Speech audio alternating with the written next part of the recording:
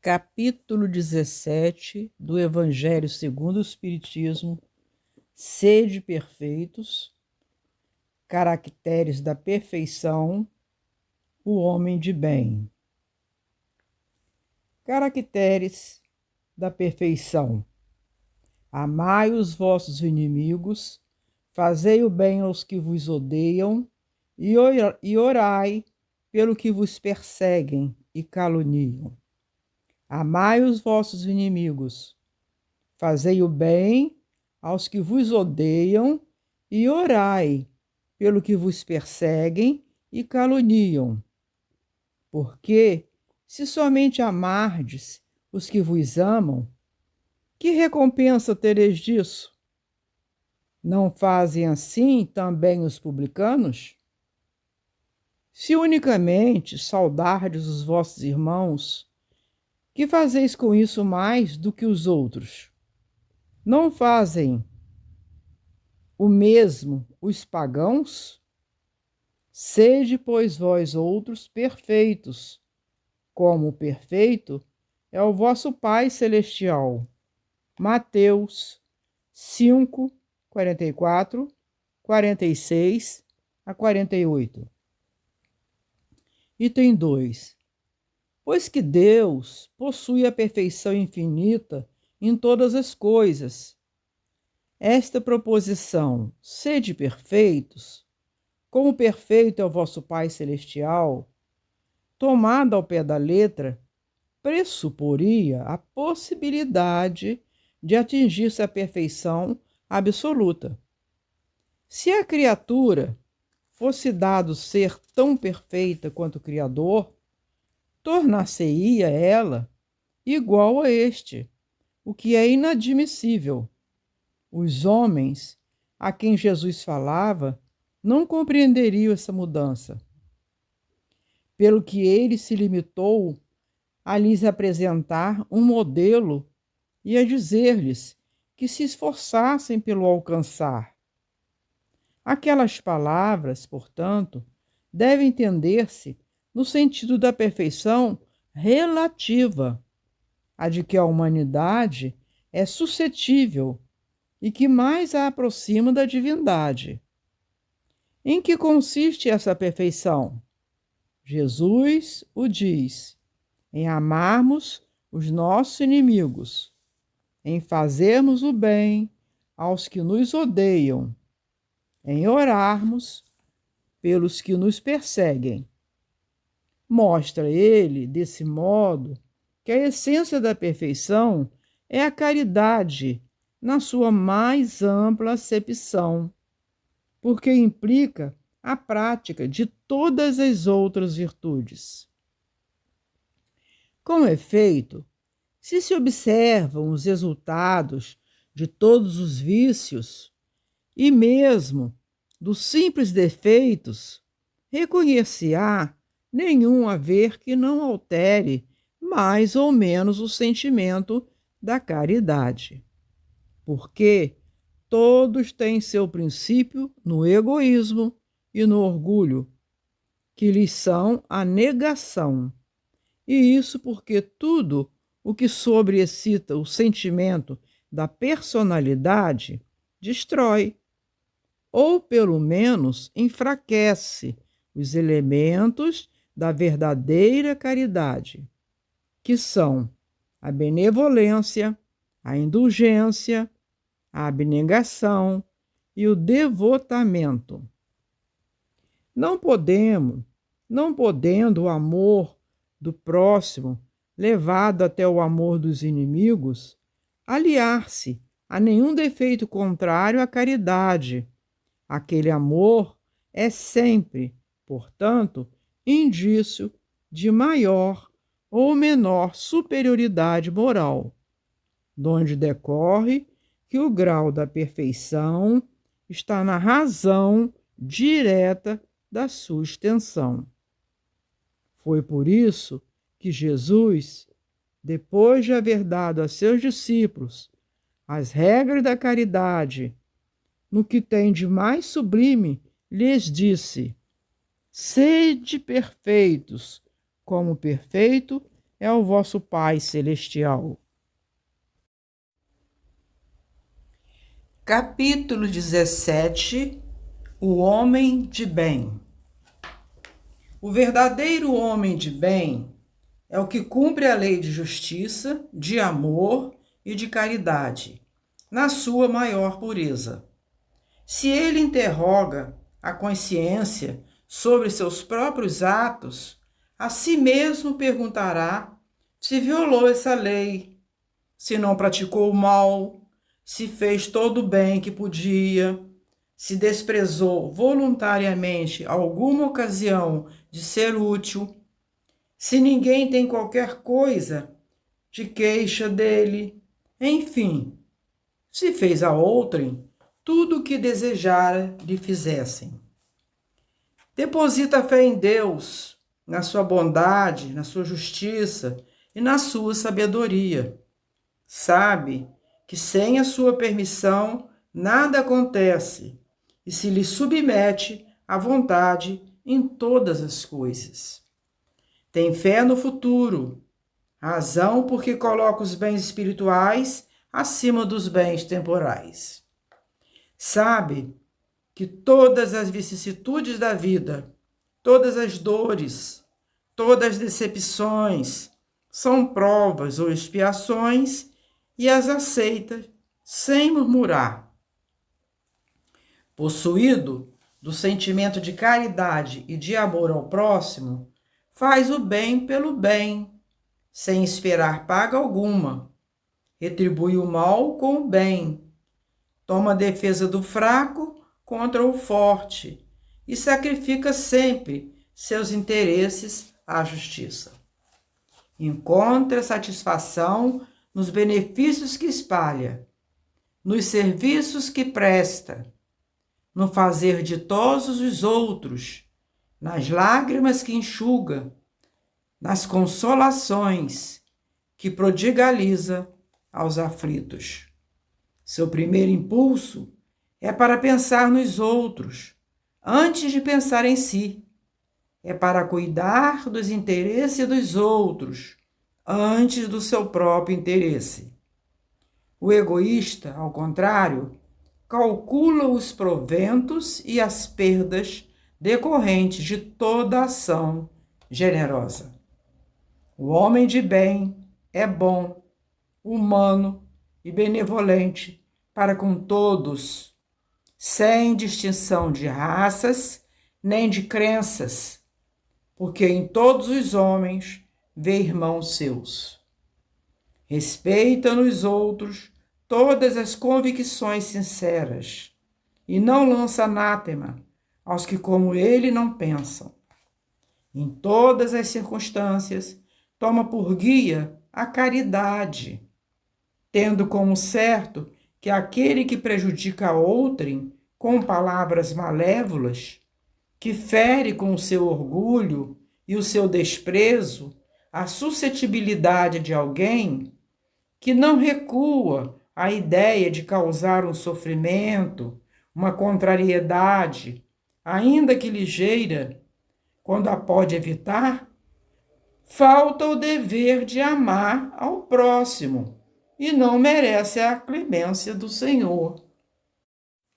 Não alimenta ódio, nem rancor, nem desejo de vingança. A exemplo de Jesus, perdoa e esquece as ofensas, e só dos benefícios se lembra, por saber que perdoado lhe será conforme houver perdoado. É indulgente para as fraquezas alheias, porque sabe que também necessita de indulgência, e tem presente esta sentença do Cristo: atire-lhe a primeira pedra aquele que se achar sem pecado. Nunca se compraz em rebuscar os defeitos alheios, nem ainda em evidenciá-los.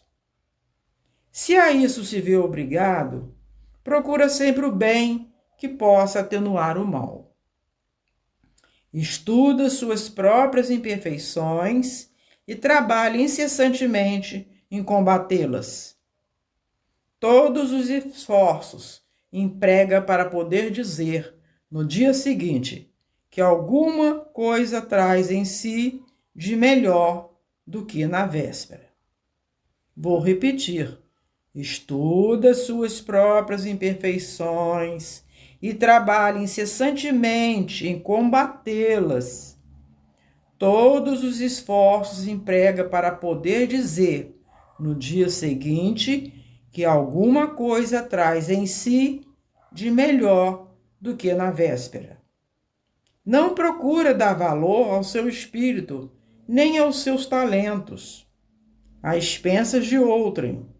Aproveita, ao revés, todas as ocasiões para fazer ressaltar o que seja proveitoso aos outros. Não se envaidece da sua riqueza, nem de suas vantagens pessoais, por saber que tudo que lhe foi dado pode ser-lhe tirado. Usa, mas não abusa dos bens que lhe são concedidos. Sabe que é um depósito de que terá de prestar contas e que o mais prejudicial emprego que lhe pode dar é o de aplicá-lo à satisfação de suas paixões. Se a ordem social colocou sob o seu mando outros homens, trata-os com bondade e benevolência, porque são seus iguais perante Deus. Usa da sua autoridade para lhes levantar o moral e não para os esmagar com seu orgulho. Evita tudo quanto lhes possa tornar mais penosa a posição subalterna em que se encontram. O subordinado, de sua parte, compreende os deveres da posição que ocupa e se empenha em cumpri-los conscienciosamente. Capítulo 17, item 9. Finalmente, o homem de bem respeita todos os direitos que nos seus semelhantes dão as leis de natureza, como quer que sejam respeitados os seus. Não ficam assim enumeradas todas as qualidades que distinguem o homem de bem, mas aquele que se esforce por possuir as que acabamos de mencionar, no caminho se acha, que a todos os demais conduz. Muito importante repetir. Finalmente, o homem de bem respeita todos os direitos que aos seus semelhantes dão as leis da natureza, como quer que sejam respeitados os seus. Não ficam assim enumeradas todas as qualidades que distinguem o homem de bem, mas aquele que se esforce por possuir as que acabamos de mencionar, no caminho se acha que a todas as demais conduz. Bom é ler e aprender esse capítulo, ainda mais esse item, o homem de bem. É muito importante.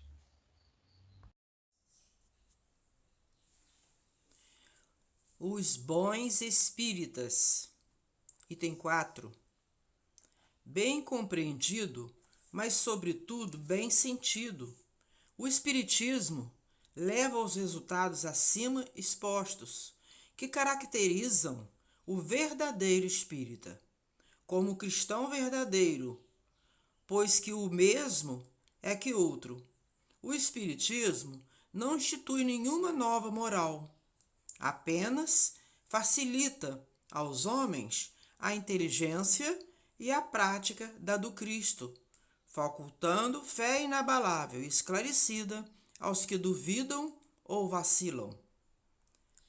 O Espiritismo não institui nenhuma nova moral, apenas facilita aos homens a inteligência e a prática da do Cristo, facultando fé inabalável e esclarecida aos que duvidam ou vacilam.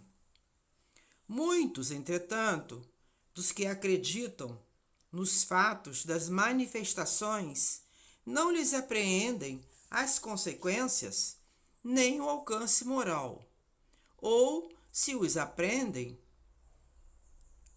não os aplicam a si mesmos. A que atribui isso? A alguma falta de clareza da doutrina?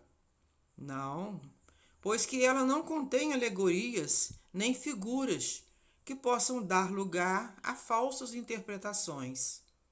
A clareza é da sua essência mesma e é de onde lhe vem toda a força, porque a faz ir direto à inteligência.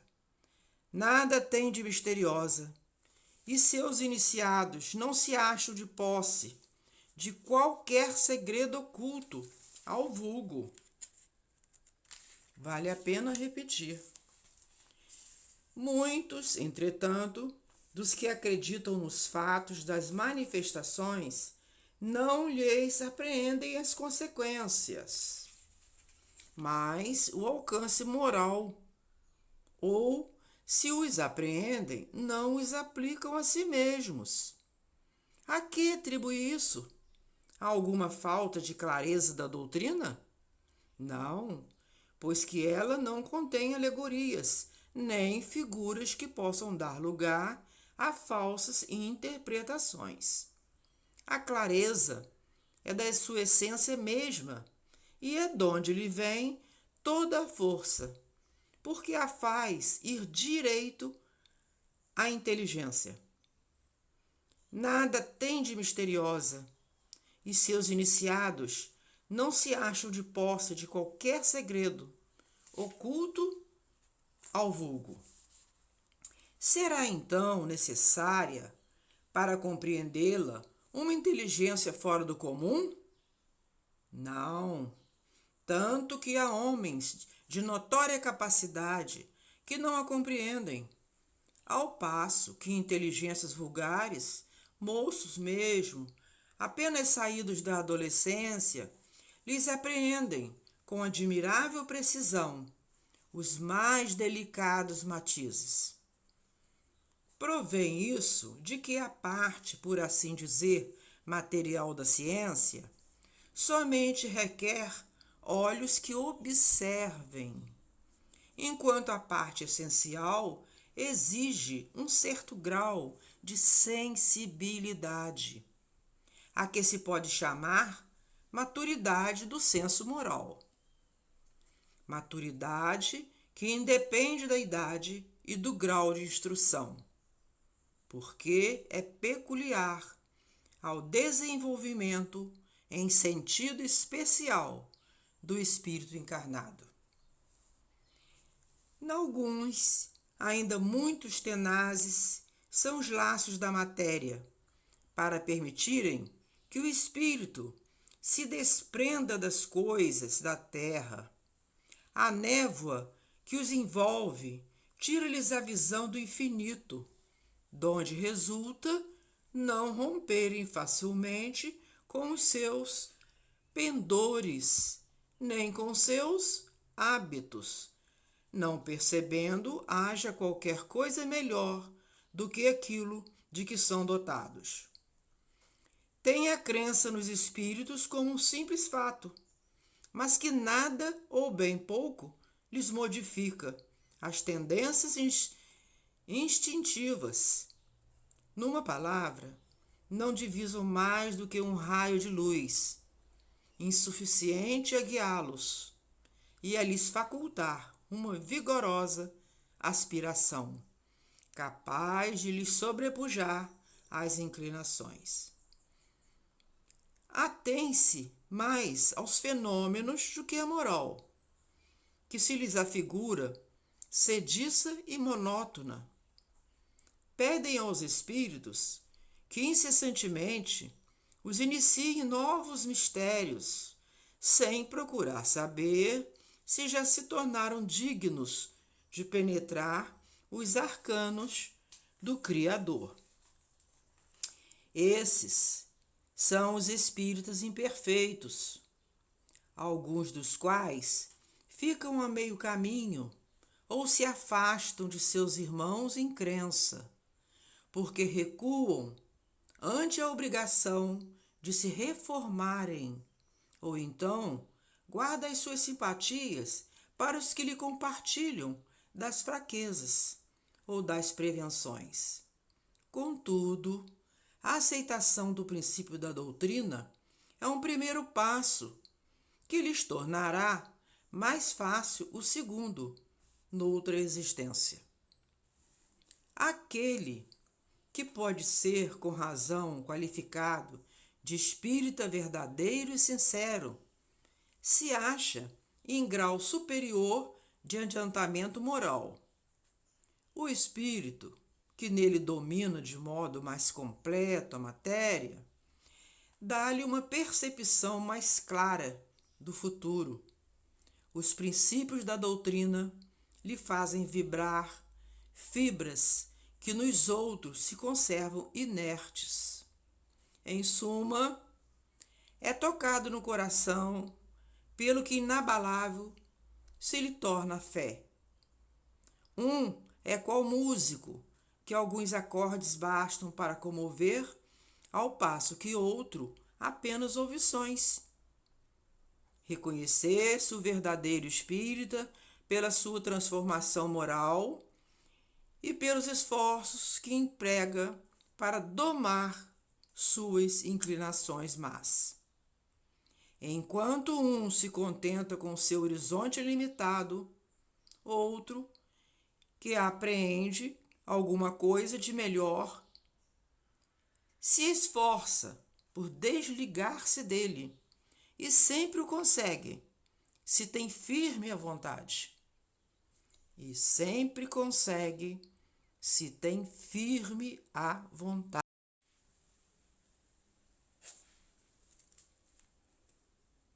E aqui chegamos ao fim da primeira parte de nossa leitura de hoje. Essa primeira parte toca todos os dias às 11 horas. Agradecemos muito a presença e a atenção de todos os nossos ouvintes. Na próxima semana, daremos continuidade com a segunda parte desse mesmo capítulo. Até lá, que a paz e a luz do Cristo permaneçam em nossos corações.